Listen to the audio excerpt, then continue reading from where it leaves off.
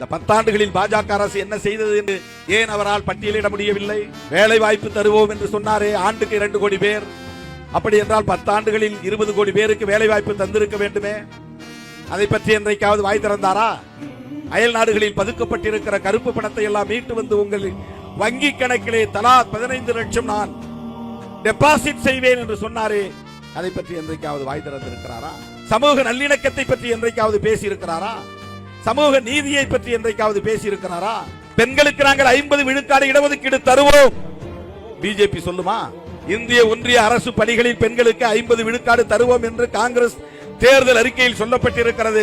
BJP நாளை அறிவிக்குமா? நரேந்திர மோடி அறிவிப்பாரா? பிரதமர் மோடி எத்தனை முறை தமிழ்நாட்டுக்கு வந்தாலும், எல்லா தொகுதிகளிலும் அவர் இங்கே டேரா அடித்தாலும் பாஜக ஒருபோதும் இங்கே காலூன்ற முடியாது, வேரூன்ற முடியாது. எழுதி வைத்துக் கொள்ளுங்கள். தமிழ்நாடு என்பது வட இந்திய மாநிலங்களைப் போல உங்கள் மாய்மால அரசியலில் வீழக்கூடிய சாதாரண ஆட்கள் அல்ல, பண்பட்டவர்கள். நம்மை எதிர்த்து நிற்கிற கொள்கை பகைவர்கள் டெபாசிட் இழக்க வேண்டும். அப்போதான் நாம் எல்லோரும் சேர்ந்து திமுக எடுத்திருக்கிற இந்த முன்முயற்சியை நாங்கள் முழு மனதோடு வரவேற்கிறோம்.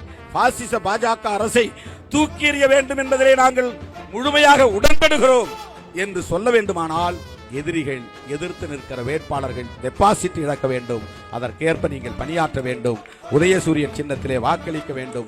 தமிழச்சி தங்கப்பாண்டியன் அவர்களின் குரல் ஜனநாயக குரல், உரிமை குரல் ஓங்கி உரத்து ஒலிக்க வேண்டும்.